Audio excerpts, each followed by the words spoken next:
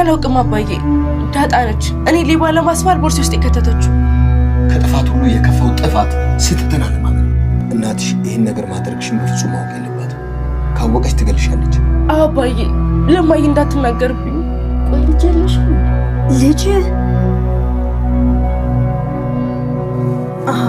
አይ የአንቺ ኮሜዲኖ ቁልፉ ስለተበላሸ እስከሚሰራ ብዬ በአንቺ ጋር ያሉትን ንብረቶች በሙሉ ወደ እኔ ኮሜዲኖ ውስጥ አድርጌ ቆልፌበት ነበር እና እሱን አልነገርኩሽም። እውነት እንደዛ ከሆነ በጣም ያሳፍራል። እሷ አልወሰደችው ለማለት ነው አባዬ? ይሄን ያክል ሄዶ ለእሷ የሚዋሽላት? ስነ ስርዓት ያሻ ኤቢ። አባትሽን አንቺን ከመወለድሽ በፊት ነው የማውቀው። ለዳጣ ያን ያክል የሚያስዋሸው ምክንያት የለው። እስኪ የሆነ ነገር መርቂ። ሰው አያልቅስብህ። አሜን። ሌላው ደግሞ ጠባቂ ያድርግ። ይህን እንኳን አሜን ከማለት በፊት ምን ማለት ነው? ምንም ነገር ጠባቂ ያድርግ። አንቺ ከዚህ በፊት ጠብቀሽ ታውቂያለሽ? ሁሉም እኮ የሚጠብቀዋል። ጌዲዬን አግዝሻለሁ። ንገሪኛ። ይኸውልሽ እንግዲያውስ እንዴት መሰለሽ የምትረጂኝ? ናታን አስቀይም ድጋሚ ክፍሉ እንዳትገቢ። ናታን እኮ አራዲኝ ለምን ደው ማስቀይም? እኔ ልታግሽኝ አይደለም? በቃ ይናት ኤቢ ኤን ሆናችሁ። እኔ እንደውም ሲያት ልጁ ነው የምትመስለኝ። እማዬ እንዲሁም ለምን በድብቅ የዲኒ ምርመራ ታረጊ? ትርሽ ተነሺ ባለጌ። ኤቢ ሁለተኛ ይህንን ቃል ስትናገሪ ቢሰማሽ የእውነት በጣም ነው የምንጣለው። ናታንን ብዙ አትቅረቢው፣ ወንድ ልጅ ነው ማለት ያው ተማሪ ስለሆነ እንዲያጠና ትንሽ ኧረ ያሳስብ ችግር የለውም። ፍቅረኛ ማለት ይሄ ባል ምናምን የሚሆነው? እኔ ስጀመር ዘጭ ወንድ ጓደኞች ነበሩኝ፣ ግን ጾታዬን እራሱ ነግረው የሚያውቁ።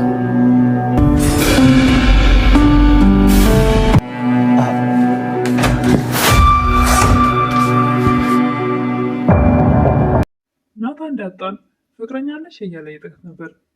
ዳጣን የምን ፍቅረኛ ነው ይሄ ባል ምናምን ባለው? እኔ ሲጀመር ዘጭ ጓደኞች ወንድ ጓደኞች ነበሩኝ፣ ግን ደግሞ ሲጀመር ጾታዬን እንኳን ጠይቀውኝ አያውቁም እያለችው ነበረ። በመጀመሪያም የአቶ ደረጀ ባለቤት ናታንን ብዙ አትቅረቢው፣ ደግሞ ተማሪ ነው ማጥናት አለበት እያሏት ነበር። እሳቸው ግን እንደዚህ ያሉት ልጃቸው እጅግ በጣም ስለምትወደው ከእሱ እንድትርቅ ስለፈልጉ ነበር። አቤጌልም ዳጣኝ ጊዜ ናታን ክፍል ትሆናለች እያለች ነበር። በዚህ ሰዓት እዛ የምትሰራለች ወንድ ክፍል ሲጀመር መሽቷል እያሉ ነበር። ተነስተሽ ነይ እንሂድ ማመን ስላለብሽ እያለች እናቷን ይዛ ትሄዳለች። በር ላይ ተለጥፈው ናታንና ዳጣን የሚያወሩትን እያዳመጡ ነበር። ሰላም ጤና ይስጥልኝ ውድና የተከበራችሁ በመላው ዓለም ያላችሁ ኢትዮጵያውያን ተወልዳችሁን እግዚአብሔር ይመስገን ደህና ነኝ። ዳጣ ክፍል 6ን አብረን እናያለን።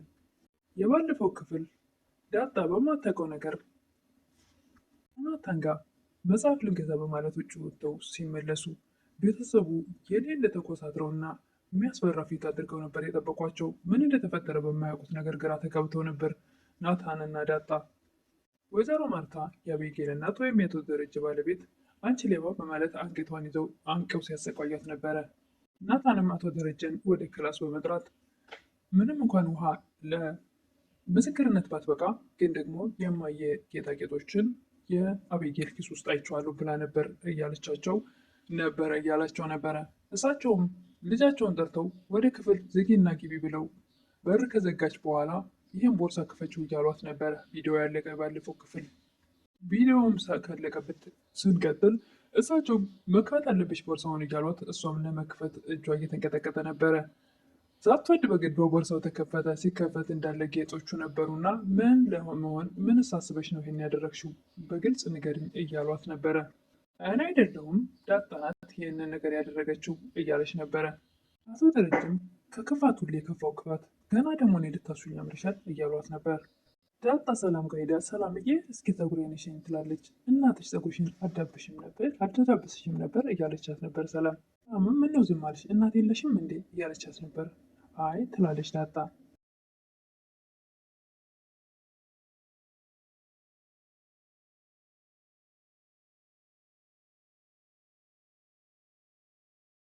የኔ ፀጉር ቢያምር ምን ዋጋ አለው ብለሽ ነው ጎረምሳ ያላደነቀው ኪችን ውስጥ ለረገፈ ውበት እያለች ነበር ሰላም። አቶ ደረጀም ልጃቸው አቤጌልን ይቅርታ አባዬ ስትላቸው በመጀመሪያ ጥፋሽን ማመን ያለብሽ ይህን ነገር አድርገሽዋል አይደለ? በግልጽ ተናገሪ። ተናገሪ በግልጽ ከተናደድኩ ምን እንደማደርግ ታውቂያለሽ አይደለ ሲሏት በቃ ይቅርታ አባዬ ሁለተኛ እንደዚህ አላደርግም እያለች ነበረ። ይህን ነገር ግን ለምን ማድረግ እንደፈለግሽ ሌላ ቀን ቁጭ ብለን እናወራበታለን። ይህን ነገር ግን ማድረግሽን እናትሽ እንዳታውቅ እናትሽ ካወቀች ትገልሻለች እያሏት ነበር። አዎ አባዬ ለማየ እንዳትናገርብኝ እያለች ነበር አቤጌል። አልነግራትም እንደምን ብዬ እኔ ያሳምናታለሁ እያሉ ነበር አቶ ደረጀ። እሳቸውም በያሁን ዳጣን ይቅርታ ጠይቂያት እያሏት ነበር። ዳጣ ሰላምን ልጅ የለሽም እንዴ ትላለች። ልጅ ትደነግጣለች። እንዴ ልጅ እኮ ጥሩ ነው ይባላል። በቃ ከዚህ ቤት ውጭና መውለድ አለብሽ አግብተሽ እያለቻት ነበር። አቶ ደረጀና ዳጣን ጠርተው እንኳን ደስ አለሽ የጠፋው ዕቃ ተገኝቷል ይሏታል። በጣም ነው ማመሰግንህ ስላመንከኝ ስለተረዳኸኝ እያለች ነበር ዳጣ። አቶ ደረጀም አቤጌልን ተነሽና ይቅርታ ጠይቂያት እያሏት ነበር።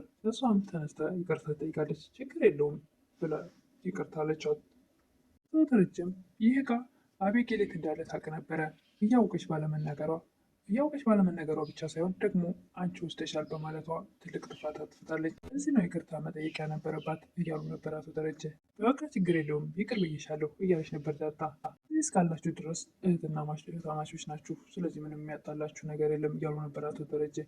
አረ እኔ እኮ እወድሻለሁ ደግሞ አንቺን የመሰለች እህት ስላለኝ በጣም ደስ ብሎኛል እያለች ነበር ዳጣ።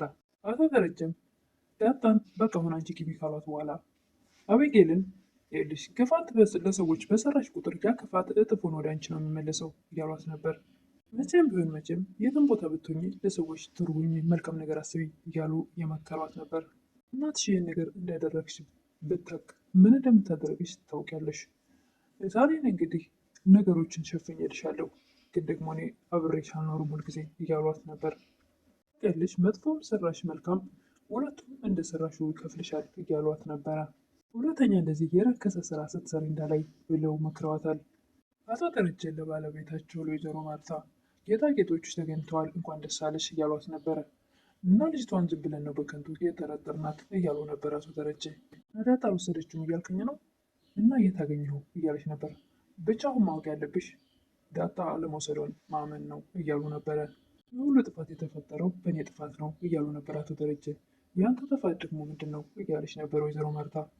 የአንቺ ኮሜዲኖ ባለፈው የተበላሸ ጊዜ የአንቺ ኮሜዲኖ እስኪሰራ ወደ እኔ ኮሜዲኖ እቃዎችሽን አቀያይረው ነበር፣ ግን ደግሞ የት እንዳደረግኩት አላስታወስኩም፣ ረስቼው ነበር። ወይዘሮ ማርታም ተወደሬ ልጅቷ ዋሽልኝ ብላ እየዋሸላት ነው ትላለች። እንዲህ ምን ብዬ ነው የምዋሸው እያሉ ነበር አቶ ደረጀ። እንደዛ ከሆነማ በጣም ያሳፍራል፣ በቃ ዳጣን ይቅርታ ጠይቃታለሁ እያለች ነበር ወይዘሮ ማርታ። ወይዘሮ ማርታም እኔ የምልህ ሲሳይ ከባለቤቱ ውጭ ይሄድ ነበር ማለት ነው እንዲችን የምታክል ሴት ልጅ ያደረሰው እያለች ነበረ። አንድ ቀን በስካር መንፈሱ ነው በስህተት በአንድ ቀን ስህተት የተፈጠረች ልጅ ናት እያሉ ነበር አቶ ደረጀ። አሁን አንዳንድ ነገሮችን እስከሚያስተካክል ድረስ እኛ ጋር እንድትቆይለት ፈልጎ ነው እያሉ ባለቤታቸውን እያሳመኑ ነበር። ስለዚህ እባክሽን እዚህ እስካለች ድረስ እንደ ልጆቻችን ልናያት ይገባል እያሉ ነበር አቶ ደረጀ። ወይዘሮ ማርታም ምን ችግር አለ ጸባዋ ታስተካክል እንጂ እሷ በልታ ቤታችን ድሃ ታደርገንም እያሉ ነበረ። እንደውም ያለ ጥፋቷ ጥፋት በሰጠዋት በሱ ራሱ አሳፍሮኛል እያለች ነበረ። ችግር የለውም በቃ እሷን እኛ እናስተካክላታለን እያሉ ነበረ። ዳጣና ወይዘሮ ማርታ አሁን በጣም ተቀራርበዋል። ዳጣ ማን ብዬ ልጥራሽ እያለቻት ነበረ። እማዬ ልበልሽ? አይ እሱን እንኳ የወለድኳቸው ልጆች ብቻ እንዲጠሩኝ ነው የምፈልገው እያለች ነበረ ወይዘሮ ማርታ። እና ታዲያ ናታንስ እማዬ አይደለም የሚለው? አይ ይሁን ግድ የለም ባይሆን እትዬ በይኝ እያሏት ነበረ። አቶ ደረጀም የዳጣና የወይዘሮ ማርታ በጣም መቀራረባቸውን ሲያዩ ሚስጥር እንዳታወጣ ብለው ዳጣና የአንድ ጊዜ ብለው ወደ ክፍል ይጠሯታል። ዳጣ ቤት እያለች ትሄዳለች ወደ አባቷ ክፍል። ይኸውልሽ የሆነ ነገር አለ ስህተት እንዳስሪ ብዬ ነው ለማርታ የጓደኛዬ ልጅ እንደሆንሽ ነው የነገርኳት ብላ ትቆጣለች። ዳጣ ትደነግጣለች። አዎ አንቺ የጓደኛዬ ልጅ ነሽ፣ የተወለድሽው ደግሞ ድሬዳዋ ነው ብያታለሁ። እስከ መቼ ነው እንደዚህ እያለች ነበር። የሆነ ነገር እስኪስተካከሉ አንዳንድ ነገሮች እያሉ ነበር አቶ ደረጀ። በቃ አንተ አባቴን ባትሆን ውሃ ግን እህቴ ናት እያለች ነበር ዳጣ። አቶ ደረጀም የፈሩት ነገር አልቀረምና ወይዘሮ ማርታ የት ነው የተወለድሽው አባትሽስ ማን ነው እያሉ እየጠየቋት ነበር ዳጣን። ለርኩት ድሬዳዋ ነው እያለች ነበር ዳጣ። የአባትሽ ስም ማን ነው ይሏታል። የአባቷ ስም አቶ ደረጀ ነግረዋታል፣ ግን ለጊዜው ጠፍቶባት ለማስታወስ እየሞከረች ነበር። ማርታ ምን ነው የአባትሽን ስም አታውቂውም እንዴ ለመናገር ከበደች እያሏት ነበረ። አራቀዋለሁ ግን ደግሞ ወልዶ ስለጣለኝ የእሱን ስም መጥራት አልፈለግኩም እያለች ነበር ዳጣ። አባት ምንም ጊዜ ቢሆን አባት ነው፣ ስለዚህ አይጠላም እያለች ነበር ወይዘሮ ማርታ። ዳጣም አወቅኩት ሲሳይ ነው ስሙ እያለች ነበር። ቤታችን እንዴት አየሽው? ወደድሽው? እየለመድሽ ነው አይደል? እያሏት ነበር ወይዘሮ ማርታ። አዎ ለምጃለሁ። ውሃ በጣም ደስ የምትል ልጅ ናት። አቤጌልም ጥሩ ልጅ ናት። አንቺ ደግሞ በጣም ደስ የምትይ እናት ነሽ እያለቻት ነበር። ልጆች ያለሽ ስትል ደግሞ በጣም ደስ ይላል እያለች ነበር ዳጣ። እና ስትሆኚ እንደኔ አይነት እናት ትሆኛለሽ እያለቻት ነበር ወይዘሮ ማርታ። ሌላ ያልነገርኩሽ ነገር ቢኖር ናታንን ብዙ አትቅረቢው፣ ተማሪ ነው ማጥናት አለበት እያሏት ነበር። ሄሎም ኧረ አያሳስብም እያለች ነበር ዳጣ። አቤጌል ለእናቷ ዳጣ ይህን ጊዜ ናታን ክፍል ናት እያለች ነበር። በዚህ ሰዓት ወንድ ክፍል የምትሰራ ልጅ መሽቷል እኮ ይላሉ እናቷ። አቤጌል በተደጋጋሚ ናታን ክፍል ናት፣ ሲጀመር ሌላ ነገርም እያደረገች ይሆናል እያለች እናቷን ለማሳመን ትሞክራለች። አንቺ ይሄ ነገር ቅናት መሆን አለበት፣ ምን መሆን ነው? እሱም በዚህ ሰዓት አያስገባትም እያለች ነበር ወይዘሮ ማርታ። እማዬ ካላመቸኝ አሁን ነይ እንሂድና ማየት አለብን እያለቻት ነበር እናቷን። እናቷ በግድ ወስድ ጎትታ ትወስዳታለች ወደ ናታን ክፍል። ዳጣም እኔ ምልህ ችኳ ትወድሃለች፣ የሌለ ጠብ እርግፍ ያለ ፍቅር ውስጥ ናት ትላለች ዳጣ ለናታን። ለአቤጌል ነው የምታወሪው? አዎ የሌለ ፍቅር ውስጥ ናት ትላለች ዳጣ። የሷ እኮ ፍቅር አይደለም እልህ እንጂ እንደዛ ትበል ተረዳት በቃ እያለች ነበር ዳጣ። እውነት ለመናገር ለእሷ ምንም አይነት ስሜት የለኝም፣ መቼም ለወዳት አልችልም። ምርህን ነው ግን እሷ ይህን ታውቃለች ትላለች ዳጣ። አዎ በደንብ ታውቃለች። እኔ ይልቅ እስኪ ስለ አንቺ ንገሪኝ ይላታል ዳጣን። ስለ እኔ ምን ላወራህ እችላለሁ? ፍቅረኛ ነበረሽ? ፍቅረኛ ማለት ይሄ ባል ምናምን የሚባሉ? እኔ ብዙ ወንድ ጓደኞች ነበሩኝ፣ ግን ደግሞ ጾታዬንም ጠይቀውኝ አያውቁም።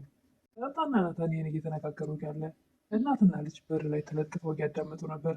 ናታንም እና ከወንድ ጋር ምንም አይነት ግንኙነት የለኝም እያልሽ ነው እያላት ነበር። በዚህ ሰዓት በር ላይ ተለጥፈው እጃቸውን አፋቸው ላይ ጭነው እያዳመጡ ነበር እናትና ልጅ።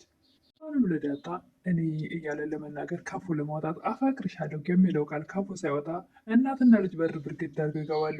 እንግዲህ የዛሬ ቪዲዮ ያለቀው እዚህ ላይ ነው። እናትና ልጅ ምን እንደሚፈጠር ይሄን ነገር አብረው ሁለቱን አንድ ላይ በማታ ስላገኟቸው እሱም በቀጣይ የምናይ ይሆናል። ወይም ናታንን ከቤት ያስወጡታል ወይም ደግሞ ዳጣን ደግሞ ለማስወጣት አንድ ምክንያት አገኙ ወይስ እንግዲህ እሱን በቀጣይ ምን እንደሚፈጠር የምናይ ይሆናል። የዛሬው ግን የናታን እና ዳጣንም በጣም ድንጋጤ ውስጥ ነበሩ። ሁለቱም በድንገት በርግደው ሲገቡባቸው እጅግ በጣም ይደነግጣሉ። ዳጣ ክፍል 6 ይዤ የቀረብኩት ይህን ይመስል ነበር። በቀጣይ እስክንገናኝ መልካም ቆይታ እያልኩኝ የምታበረታቱኝ እህቶቼ ምስጋና ከልብ ነው። አዲስ የሆናችሁ ደግሞ አሁንም ሰብስክራይብ እያደረጋችሁ አበረታቱኝ እላለሁ። አመሰግናለሁ።